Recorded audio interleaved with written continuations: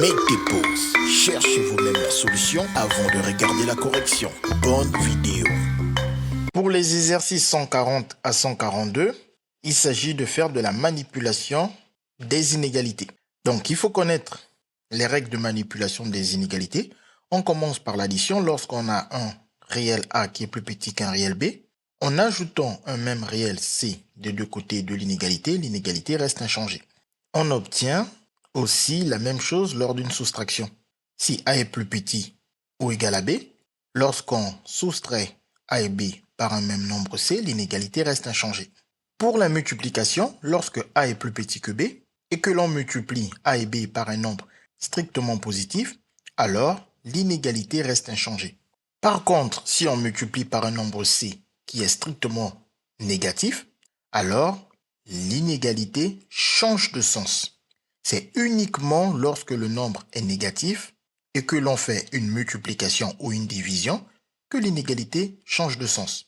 La division va marcher comme la multiplication étant donné que diviser par un nombre, c'est multiplier par son inverse et un nombre et son inverse ont le même signe. Lorsqu'on a A inférieur ou égal à B, si l'on divise A et B par un nombre C qui est strictement positif, l'inégalité ne change pas de sens. Par contre, si on divise par un nombre C qui est strictement négatif, cette fois-ci, l'inégalité change de sens. C'est uniquement lorsque le nombre est strictement négatif et que l'on multiplie ou que l'on divise par ce nombre que l'inégalité change de sens concernant l'addition, la soustraction, la multiplication et la division. Donc, il faut bien retenir que l'inégalité ne change jamais de sens dans tous les autres cas. Quand on fait des additions, des soustractions, des multiplications, des divisions, elle ne change de cas que dans le cas où le nombre par lequel on multiplie ou l'on divise est un nombre qui est négatif. Donc, pour l'exercice 140, on nous dit si x est strictement plus grand que 5, alors on nous fait plusieurs propositions. Donc, on va partir de x strictement plus grand que 5 et on va ensuite essayer de voir si ces différents résultats sont possibles. Donc, pour la A, on comprend que le x a été multiplié par moins 3. Quand on multiplie dans des inégalités par un nombre, il faut multiplier les deux membres de cette inégalité par ce nombre. Donc ça fait moins 3 fois x, moins 3x, et moins 3 fois 5, moins 15. Le nombre qui est à multiplier est un nombre qui est négatif. Nous sommes donc dans ce cas. L'inégalité change de sens car moins 3 est strictement négatif.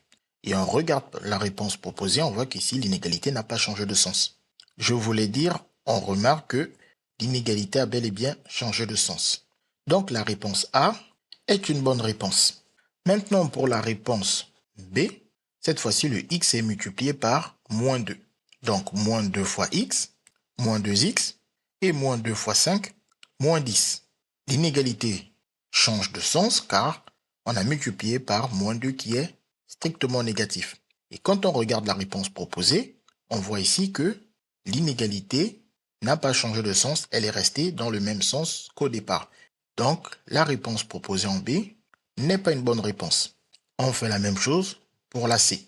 On part de x strictement plus grand que 5 donné dans l'énoncé et on voit que le x a été multiplié par 4.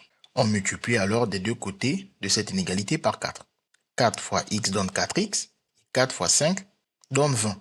Et l'inégalité reste inchangée car on a multiplié par un nombre qui est strictement positif. Ensuite, on regarde la réponse proposée. Certes, l'inégalité n'a pas changé de sens, mais 5 fois 4, ça doit donner 20. Et nous, on a plutôt 40. On aurait pu envisager que la réponse puisse être bonne si, par exemple, au lieu d'avoir 40, on aurait par exemple eu 10. On aurait dit, comme le 4x est plus grand que 20 et que le 20 est plus grand que 10, cela permet de conclure alors que le 4x est plus grand que 10. Mais ici, on n'a pas un nombre qui est inférieur ou égal à 20. On a 40 qui est plus grand que 20. Alors que nous, on nous dit, on peut avoir des valeurs à peine plus grands que 20.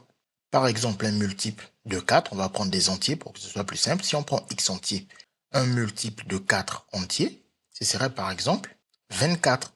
Si x vaut 6, on a bien que 6 est strictement plus grand que 5 et 4 fois 6 égale 24.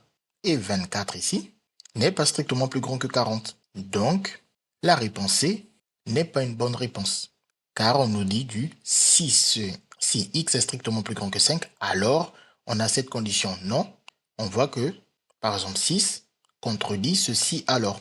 Pour la réponse D, on nous dit moins 5x strictement plus grand que 0. Quand on voit x strictement plus grand que 5, on comprend qu'il est positif. Multiplier x par un nombre négatif ne peut pas nous donner un résultat strictement plus grand que 0, car ça nous fait un positif fois un négatif, ça doit donner un résultat négatif. Donc on voit rapidement que la D n'est pas une bonne réponse. Si on était par contre parti de x strictement plus grand que 5 et on aurait appliqué nos règles, on aurait dit que comme on a moins 5x, il faut donc multiplier des deux côtés de cette inégalité par moins 5. Moins 5 fois x donne moins 5x et moins 25 fois 5 donne moins 25. Et l'inégalité change de sens car on a multiplié par un nombre qui est strictement négatif. Donc nous ici, on a que moins 5x est strictement plus petit que moins 25. Et tous les nombres qui sont plus petits que moins 25 ne sont pas strictement plus grands que 0. On a donc une contradiction évidente. La réponse D est une mauvaise réponse. On va refaire exactement la même chose, même si on a deux inégalités. Donc si on a une double inégalité, on commence par repérer le x pour voir par quel nombre le x a-t-il été multiplié. On voit qu'on a 3x, donc x est multiplié par 3. Donc on peut juste écrire une flèche. La flèche n'étant pas obligatoire, c'est juste à titre indicatif. On n'a qu'à comprendre nous-mêmes que chaque membre de cette double inégalité doit être multiplié par 3. On a donc 3 fois 4, 12, et 3 fois x, 3x, et 3 fois 10, 30. Et comme le nombre 3 qui multiplie est un nombre positif, les inégalités ne changent pas de sens. Et quand on regarde la réponse A, on voit que la réponse A est une bonne réponse. Ensuite, pour la question B, on observe ici le x a été multiplié par 3. On a déjà multiplié x par 3. Donc on n'a plus qu'à regarder le résultat de la multiplication de x par 3 et on voit que, d'après ce qu'on a dit, le x il est compris entre 12 et 30 avec 12 inférieur ou égal à 3x et 3x inférieur ou égal à 30. On regarde ici, on voit que ce n'est pas le cas parce qu'en fait, les inégalités ont changé de sens. Ce qui est totalement faux lorsqu'on multiplie par un nombre qui est positif. 3 étant positif, on ne peut pas changer le sens des inégalités. Sinon, cela crée une absurdité. On voit clairement l'absurdité en regardant, on nous dit que le nombre 12, il est plus grand que le nombre 30. On sait très bien que 12 n'est pas plus grand que 30. Donc, pensez à vérifier la cohérence de vos inégalités. Elle est parfois assez rapide. Vous voyez des absurdités comme 12 plus grand que 30. Donc, ça veut dire que vous avez mal appliqué une des règles. Donc ici, c'est évident que la réponse B n'est pas une bonne réponse. Maintenant, on observe la réponse C. On voit que x, on lui a fait un moins 2. Donc, on part de la double inégalité de l'énoncé et on va faire un moins 2 à chacun des membres de cette double inégalité. Donc, ici, on a 4 moins 2, 2. Ensuite, x moins 2, ça reste x moins 2. Et ensuite, 10 moins 2, cela nous donne 8. Et comme c'est une soustraction, on sait que pour la soustraction ou l'addition, on ne change jamais le sens des inégalités. Donc ici, les inégalités restent inchangées. Elles ne changent, les inégalités ne changent que si l'on multiplie ou l'on divise par un nombre qui est négatif, ce qui n'est pas du tout le cas. Et on n'a plus qu'à regarder la réponse proposée et on voit qu'elle correspond à ce que nous avons trouvé. Donc la réponse C est une bonne réponse. Puis on regarde la réponse D et on voit qu'ici on a fait x moins 2. On voit qu'on a déjà fait x moins 2. Et donc, on regarde ici et on voit que les inégalités ont changé de sens. Et comme on sait que soustraire par 2 ne change pas le sens des inégalités, donc on comprend que la réponse D ne peut pas être une bonne réponse si on change le sens des inégalités. Et en s'attardant un tout petit peu sur ce qui est écrit, on voit même qu'on a 2 supérieur ou égal à un nombre qui lui est supérieur ou égal à 8. Donc ça veut dire que 2 serait supérieur ou égal à 8, ce qui est complètement absurde. Donc, quand vous ne respectez pas les règles de changement ou de conservation, c'est-à-dire les règles de manipulation des inégalités, vous tombez sur des absurdités de ce genre qui peuvent vous interpeller pour vous dire que vous avez fait une erreur quelque part. Donc, nous, on sait que la réponse D n'est pas une bonne réponse. Maintenant, pour l'exercice 142, on nous donne encore une double inégalité et on nous fait plusieurs propositions de réponse. Donc, on va voir qu'est-ce qui est arrivé à x. Dans la réponse A, on voit que le x a été multiplié par moins 2, puis on a rajouté 5. Donc, on va faire la même chose en partant de l'inégalité de x. Donc, on sait que x est compris entre moins 2 et 2. On multiplie chaque membre de cette inégalité par moins 2, d'après ce qui est écrit ici. Moins 2 fois moins 2, ça fait plus 4. Et x fois moins 2, ça fait moins 2x. Et 2 fois moins 2, ça fait moins 4. Et comme on a multiplié par moins 2 qui est un nombre négatif, les inégalités changent de sens. Et on a bien que 4, il est plus grand que moins 4. Si on n'avait pas changé le sens des inégalités, on aurait eu 4 plus petit que moins 4, ce qui est absurde. Ensuite, il ne reste plus qu'à rajouter le 5. Donc, on rajoute le 5 à chacun des membres de cette double inégalité. 4 plus 5, 9, moins 2x plus 5, 5 moins 2x, et moins 4 plus 5, plus 1. Et comme on a juste ajouté un nombre, les inégalités ne changent pas de sens. Juste au passage, quand on a fait moins 2x plus 5, c'est la même chose que d'avoir 5 moins 2x. Ensuite, on regarde dans la réponse proposée, on voit déjà un 9 qui est inférieur ou égal à un nombre qui est inférieur ou égal à 1, ce qui est absurde. Et on comprend que c'est absurde parce que le sens des inégalités n'a pas été changé lors de la multiplication par moins 2. Donc la réponse A n'est pas une bonne réponse. Et quand on regarde la réponse B, on voit qu'il s'agit de faire exactement le même calcul.